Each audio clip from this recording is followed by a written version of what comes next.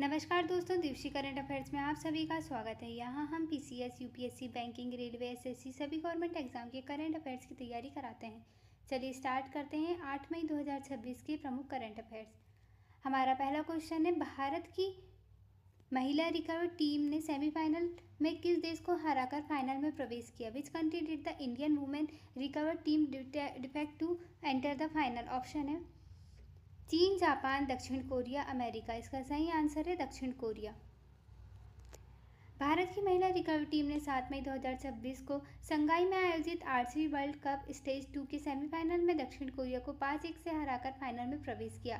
Team में दीपिका कुमारी, अंकिता भगत और कुमकुम मोहेट शामिल थे। रिकर्व इवेंट ओलंपिक का हिस्सा है और दक्षिण कोरिया इस खेल में सबसे मजबूत टीमों में से एक है। यह भारत की कोरिया पर चौथी जीत थी। हमारा दूसरा क्वेश्चन है, कैम्ब्रिज डेडिकेटेड टीचर अवार्ड 2026 का साउथ एशिया क्षेत्रीय पुरस्कार किसने जीता? Who won the south Asia regional title of the Cambridge dedicated teacher award 2026? Option है रेखा शर्मा, सोमा मंडल, अंजलि वर्मा, नेहा गुप्ता। इसका सही आंसर है सोमा मंडल। दिल्ली के जीडी गोयनका पब्लिक स्कूल की विज्ञान शिक्षिका सोमा मंडल ने 2026 में कैम्ब्रिज डेडिकेटेड टीचर अवार्ड का साउथ एशिया क्षेत्रीय खिताब जीता। यह पुरस्कार Cambridge university press and assessment द्वारा दिया जाता है। उन्हें स्कूल में क्लाइमेट फोकस्ड पाठ्यक्रम विकसित करने और छात्रों को पर्यावरणीय मुद्दों में सक्रिय भागीदारी के लिए प्रोत्साहित करने के लिए सम्मानित किया गया। हमारा तीसरा क्वेश्चन है, गाबी नामक ह्यूमैनॉइड रोबोट मोंग किस देश में प्रस्तुत किया गया? In which country was the humanoid robot मोंग गाबी इंट्रोड्यूस? ऑप्शन है जापान, चीन, दक्षिण कोरिया, थाईलैंड। इसका सही आंसर है दक्षिण कोरिया। दक्षिण कोरिया ने 6 मई 2026 को सियोल के जोगेसा मंदिर में गाबी नामक पहला ह्यूमैनॉइड रोबोट मोंग प्रस्तुत किया। यह रोबोट बुद्ध के जन्मदिवस से पहले एक बौद्ध समारोह में पेश किया गया। गाबी को मानव जैसी संरचना के साथ डिजाइन किया गया है और इसे बौद्ध धर्म के सिद्धांतों के अनुसार प्रशिक्षित किया गया है। इसे विशेष रूप से धार्मिक गतिविधियों में भाग लेने के लिए तैयार किया गया है। हमारा फोर्थ क्वेश्चन है, 22वां कॉमनवेल्थ टेबल टेनिस चैंपियनशिप 2026 कहाँ आयोजित होगा?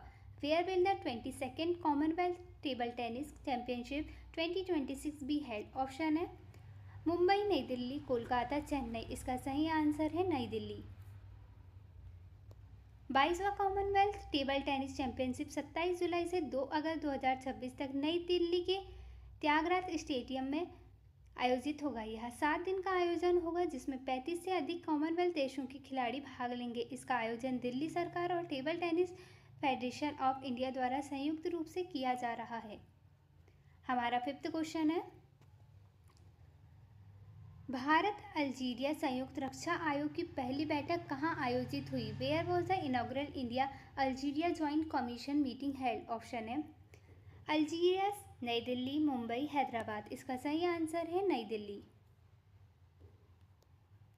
भारत और अल्जीरिया के बीच पहली संयुक्त रक्षा आयोग बैठक 5 मई 2026 को नई दिल्ली में आयोजित हुई।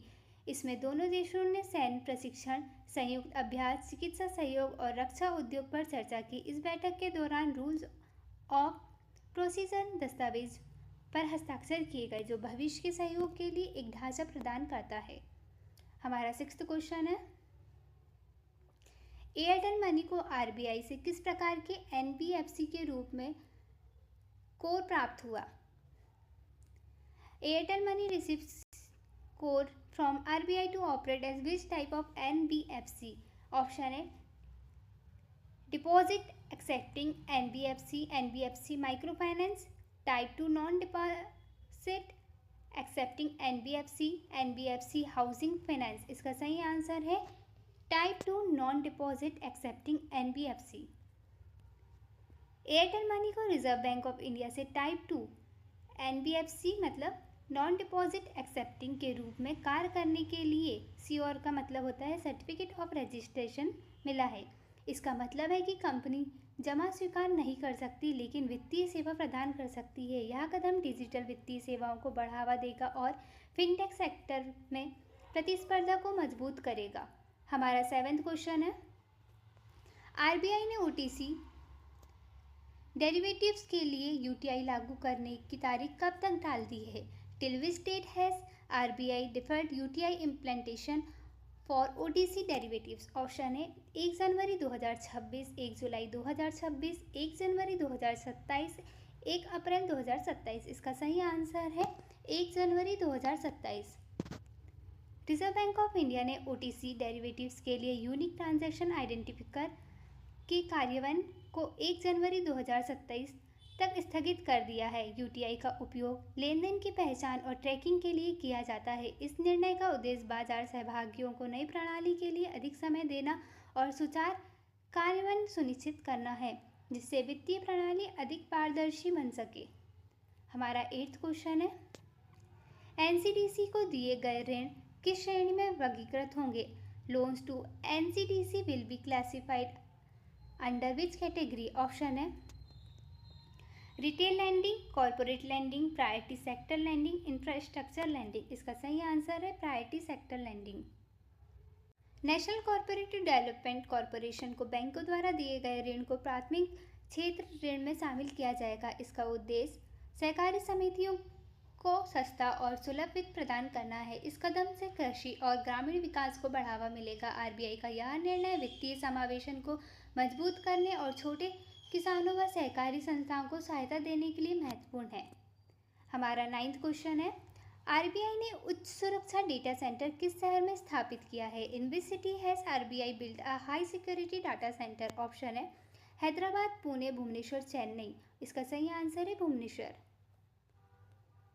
रिजर्व बैंक ऑफ इंडिया ने भुवनेश्वर में एक उच्च सुरक्षा डेटा सेंटर स्थापित किया है। इसका उद्देश्य डिजिटल बैंकिंग और वित्तीय डेटा की सुरक्षा को मजबूत करना है। यह सेंटर आरबीआई की आईटी और साइबर सुरक्षा क्षमता को बढ़ाएगा। बढ़ते डिजिटल लेन देन के बीच यह कदम महत्वपूर्ण है, जिससे बैंकिंग सिस्टम को सुरक्षित और विश्वसनीय बनाया जा सके। हमारा लास्ट क्वेश्चन है, new India cooperative bank limited Mumbai को आरबीआई एक्ट 1934 की किस अनुसूची से हटाया गया है? Which schedule of the RBI act 1934 has removed New India cooperative bank limited? Option है first schedule, second schedule, third schedule, fourth schedule. इसका सही आंसर है second schedule. Reserve Bank of India ने New India cooperative bank limited Mumbai को RBI act 1934 की दूसरी अनुसूची से हटा दिया है। दूसरी अनुसूची में शामिल बैंक शेड्यूल बैंक्स कहलाते हैं और उन्हें आरबीआई से विशेष सुविधाएं मिलती है। इस सूची से हटने का मतलब है कि बैंक अब शेड्यूल बैंक का दर्जा खो देगा और इसे कुछ नियामकीय लाभ नहीं मिलेगा। यह कदम बैंक की वित्तीय स्थिति और अनुपालन से जुड़ा होता है। फ्रेंड्स, हम आपको 2 क्वेश्चन होमवर्क देंगे, जिससे हमें ये पता चलेगा आपको कितने क्वेश्चन के आंसर याद है। इन क्वेश्चन के आंसर आप हमें कमेंट में बताएं। हमारा पहला क्वेश्चन है, गाबी नामक ह्यूमनॉइड रोबोट मोक किस देश में प्रस्तुत किया गया? हमारा दूसरा क्वेश्चन है, आरबीआई ने उच्च सुरक्षा डेटा सेंटर किस शहर में स्थापित किया है? अगर आपको वीडियो इन्फॉर्मेटिव लगती हो तो प्लीज़ लाइक करें, अपने फ्रेंड्स को शेयर करें एंड चैनल को सब्सक्राइब करें। Thank you for watching.